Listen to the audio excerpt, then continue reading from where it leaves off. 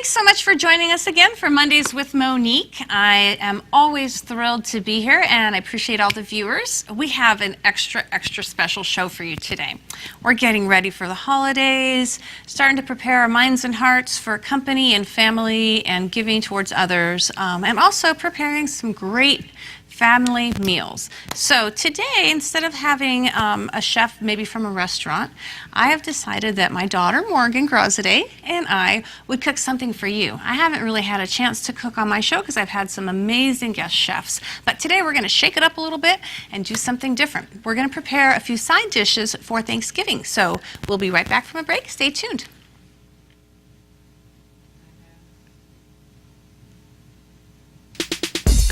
You're watching Amador County's local television network, You good? TSPN. It is a time to give thanks.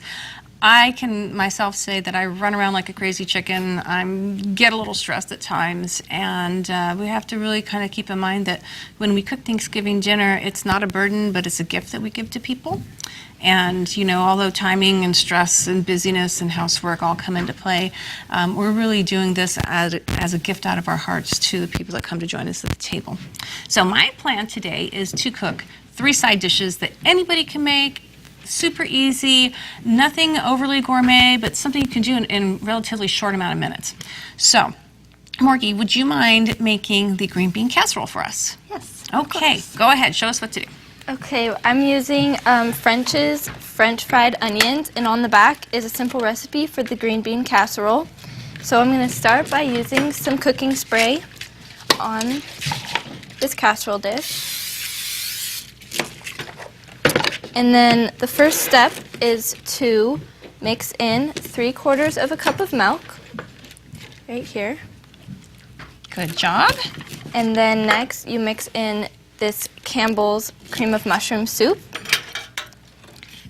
We use the low fat because we want to try to stay a little healthy. There's so many good fattening things during the holidays. I try to lighten it up, so 1% low fat milk and then the 98% fat free cream of mushroom soup. You really can't taste the difference. Those are small things that you can do to keep a little healthier without losing a lot of flavor.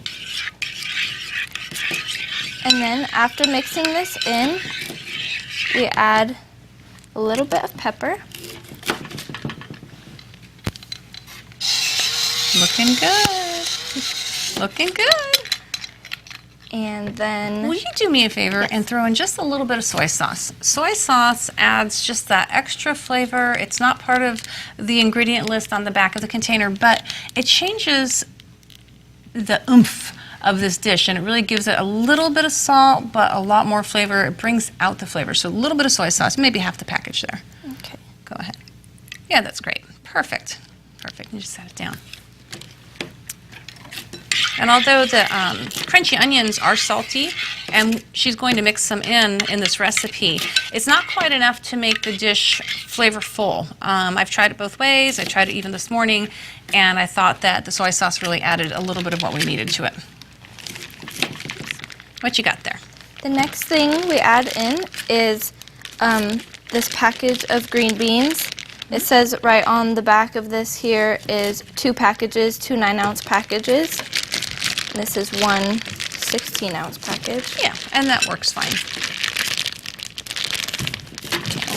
You want me to open that with the knife? Oh, open it on the bottom. There we go.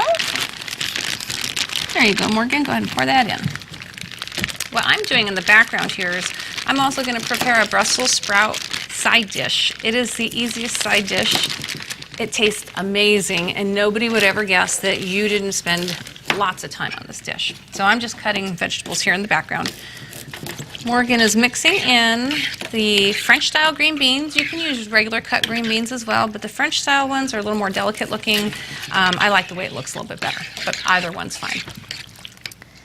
What else goes in there, honey? After mixing in the beans, we add in 2/3 cup of these onions. Okay.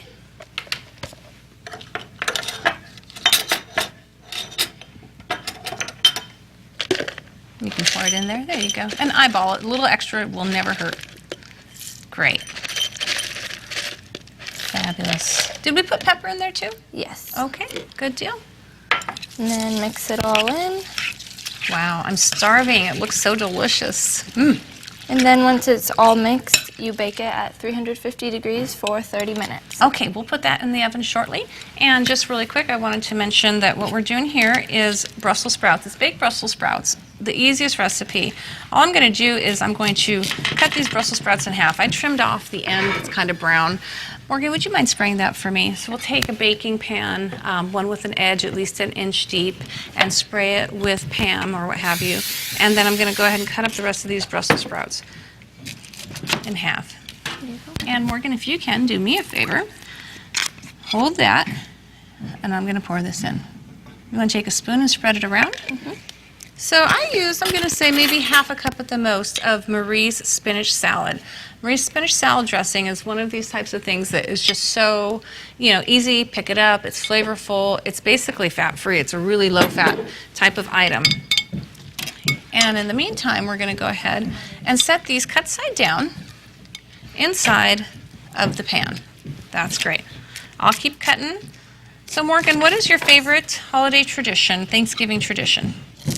I think my favorite tradition would be just getting together with the family, having everyone over, or going to a family member's house and just being able to spend the day with them and have a really nice dinner.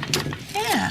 Well, we're going to be cooking Thanksgiving at our house, up in the mountains, and I'm really excited about that. It's always fun to have your first big meal in your new house, and I'm hoping for snow. I don't know if I'll get that, but as long as it's cold and it feels wintry, I'm into that. That's pretty neat. So if you want to help me by putting those cut side down, I'd sure appreciate it. You can fit an entire box, this is a Brussels sprout box, into this dish cut side down. That looks really good. I'll cut a few more up. Oh, there's some strays here. Here's a whole one. There we go. Oh, I'll take that one back. Thank you. Okay, that looks really good. We'll put these last two in there. So what we do on this is that we go ahead and put it into the oven. We're going to bake it at 400 degrees for 20 minutes and then 350 degrees for another 20 minutes. The reason I do that is because I want to cook everything and I have one oven to work with and only one oven. I want to stagger the food. So what I would do, let's say at noon, I would put in the Brussels sprout dish at 400. At 12:20, I would lower my temperature down to 350 and then put in the green bean casserole. So that way they're at the correct temperatures. And it really doesn't affect the baking. Once you get this nice and hot at 400, it's fine to reduce the temperature. Finish baking it. The green beans stay in for 30 minutes, so go ahead and leave this in for an additional 30 minutes. After that, we go ahead and add some more of the toasted onions to the top. You can continue to leave it in for a few more minutes. That browns, we bring it out, and they're done at the same time. One oven, super easy. So we're going to do that. We'll be back very, very shortly, and we'll talk a little bit about how to make homemade cranberry sauce. Another item that is just sinfully easy. A lot of people don't make it because they don't know how. So stick with us. We'll be right back. You're watching Amador County's local television network, TSPN.